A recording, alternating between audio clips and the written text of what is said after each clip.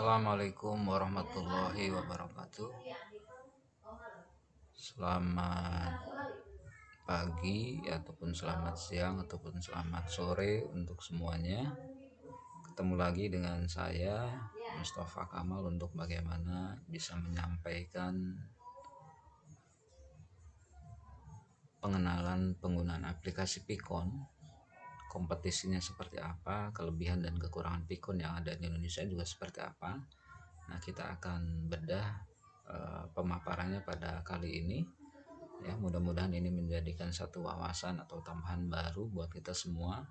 Jadi sebenarnya ada berapa sih Pikon yang ada di Indonesia ini dan kompetisinya seperti apa, juga kelebihan dan kekurangan dari masing-masing Pikon sendiri.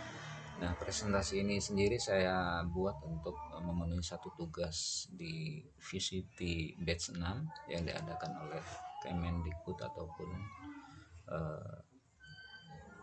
Tikomdik. Baik.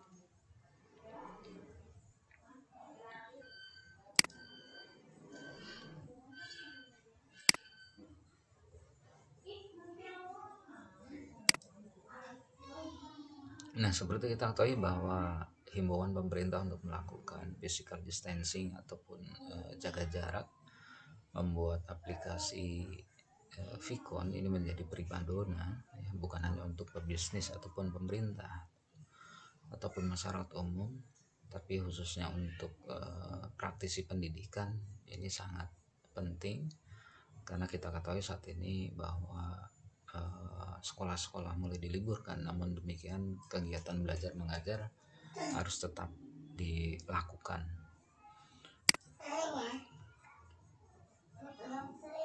Berikut ini varian video meeting online yang tersedia di Indonesia. Yang pertama ini adalah logo, ya. Logo ini, maaf, bukan logo tapi Zoom, ya, aplikasi dari Google, produk 1998, pendirinya adalah Eric Yuan, ya. Nah, variannya sendiri di sana ada Zoom meeting, ya, ada Zoom room, juga ada Zoom, ya. Nah, di sini ada variannya dari Zoom sendiri, ya. Ini kompetitor pertama dari apa yang ada di Indonesia. Sana-sana keluar dulu. Nah, di Indonesia ini paketnya ada free dan berbayar. Nah, setelah Zoom ini ada Skype, ya. Skype ini produksi dari Microsoft tahun 2003. Nah, ini pendirinya adalah Nicholas Jensrud dan Janus Priest. Nah, di sini variannya ada Business Vicon, ada Cloud PABX, Remote Desktop Control. Paketnya sama, ada yang paket berbayar dan juga ada yang paket free. Nah, setelah Zoom dan Skype ini ada Hangout Meeting, ya. Ini produksi dari Google juga, sama, ya, pendirinya Sergey Brin. Variannya adalah Hangout Meet, paketnya sama, ya, free dan berbayar. Yang pertama Zoom, Skype, Hangout. Yang berikutnya adalah Kisco Meeting, maaf, ya. Ini dikeluarkan oleh Kisco System pada tahun 2007, ya. Pendirinya ya Subra Iyar Minsu, ya. Varian yang ada di Kisco Web Meeting ada untuk meeting, ada untuk training, pelatihan, ya, ada 3. Nah, ini paketnya ada free dan berbayar juga. Nah, yang berikutnya adalah GoToMeeting, ya. Ini produksi Google juga, ya. Jadi memang provider Vicon ini ternyata dikuasai oleh perusahaan-perusahaan besar, ya. Ya, ada Google, ada Microsoft. Nah, cuman Cisco aja mungkin yang tidak begitu besar, ya. GoToMeeting ini variannya ada video conference, paketnya juga ada free dan berbayar. Nah, sebenarnya selain provider ini juga ada beberapa varian video meeting yang lainnya, cuman yang kali ini bisa saya sampaikan hanya 5 saja. Oke. Nah, pengguna aktifnya sendiri untuk aplikasi on meeting ini kita bisa lihat di sini, ya. Ini saya ambil dari Stataco Analytics 2020, ya. Jadi sebenarnya pengguna yang paling banyak ini sebenarnya siapa? Artinya kompetisi yang terjadi di bulan Maret sampai April ini sebenarnya rajanya ini siapa? Nah ternyata itu yang pertama ada di Zoom ya. Di Maret 8.714 ya, sampai akhir Maret gitu. Nah di akhir-akhir Maret ini naik dan bahkan di awal April menjadi 2.507.853 pengguna di akhir Maret. Artinya menjelang pandemi COVID-19 penggunanya mengalami kenaikan. Nah ternyata di sisi kedua ini ada Skype ya. Ada Skype nih dari sebelumnya ada kenaikan sekarang sudah ada perubahan penurunan ya, di akhir-akhir Maret ini. Yang kedua ada posisi yang ketiga kompetisinya adalah Hangouts Meeting. Ini Hangouts Meeting mengalami kenaikan menjadi 10.454. Di posisi keempat ada Kisco Webex Meeting ya, juga mengalami kenaikan walaupun kenaikannya tidak terlalu progresif. Dan yang terakhir posisi ketiga ada GoToMeeting. Nah ini kompetisi pengguna aktif aplikasi online meeting yang ada di kita menurut data yang saya dapatkan dari Statako Analytics 2020. Ini kompetisi yang ada dan ternyata dikuasai oleh Zoom. Nah baik, ini grafiknya yang diperlihatkan dari data tadi. Zoom di bulan ataupun di akhir Maret menguasai gitu. Ini yang berwarna oranye. Di akhir Maret ternyata Zoom menguasai pengguna aktif aplikasi online. Nah untuk kelebihan dan kekurangannya kenapa sih Zoom ini menjadi satu pemenang dalam satu kompetisi Pikon ya.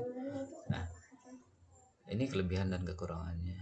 Zoom itu mempunyai kelebihan chat, video, rekam dan penjadwalan itu kualitas videonya lebih baik. Juga ada versi gratis yang dapat merekam meeting yang berlangsung. Jadi versi gratisnya juga bisa merekam. Nah artinya konsumen ini lebih kepada bagaimana melihat kualitas video yang lebih baik.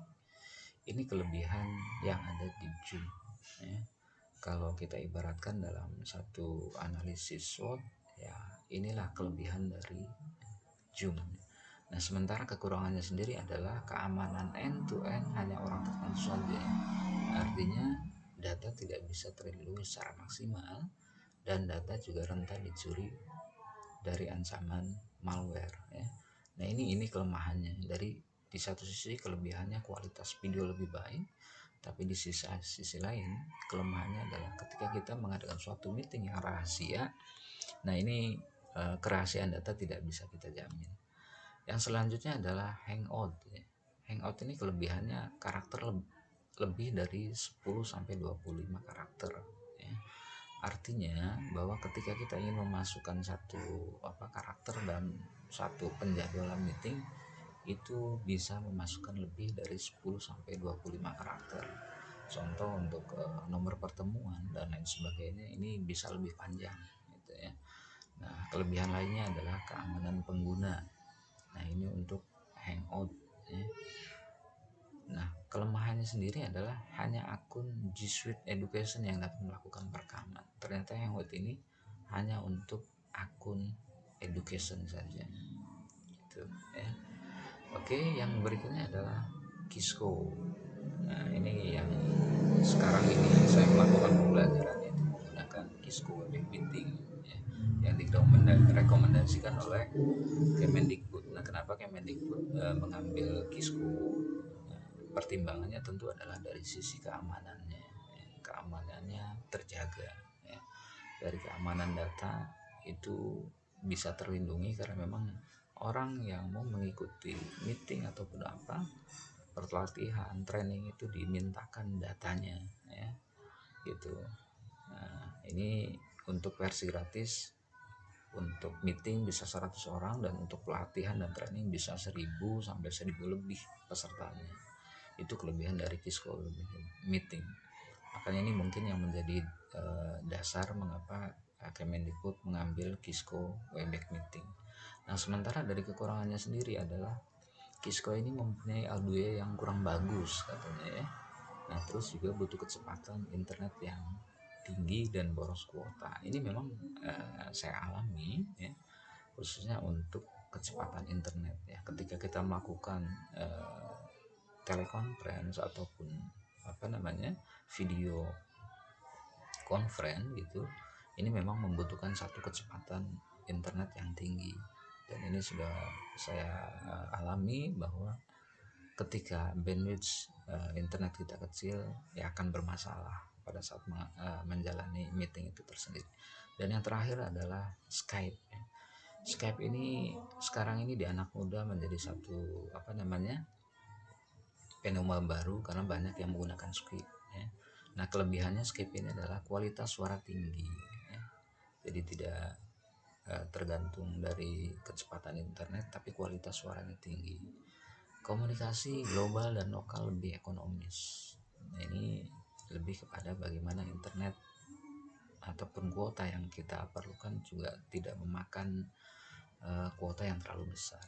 Keamanan yang tangguh dan mudah digunakan. Nah, sedangkan kelemahannya adalah ada penipuan akibat registrasi yang tanpa identitas.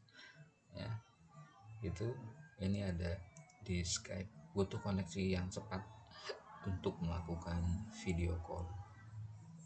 Itu kelemahan dari Skype. Nah, inilah kelemahan dan kelebihan dari masing-masing penyedia jasa video conference ya. Nah, silakan kepada teman-teman lebih mengedepankan yang mana untuk menjadikan dasar video conference kita, penyediaannya mau pakai yang mana, apakah Zoom atau Hangout atau Kisco atau Skype, itu barangkali. Dan yang terakhir itu tadi ya, pemaparan kita sedikit mengenal beberapa penyedia video conference yang ada di Indonesia, sekaligus juga kompetensinya seperti apa, kompetisinya ya, jadi persaingannya seperti apa. Dan kita sudah tahu tadi ditempati oleh Zoom ya sebagai peringkat pertama. Dan juga tadi sudah saya sampaikan kelebihan dan kekurangannya dari masing-masing jasa video conference tersebut. Mudah-mudahan pemaparan saya ini memberikan satu gambaran tersendiri bagi teman-teman yang ingin memilih satu provider penyedia Vicon yang ada di Indonesia. Terima kasih atas perhatiannya. Saya tutup dengan wassalamualaikum warahmatullahi wabarakatuh.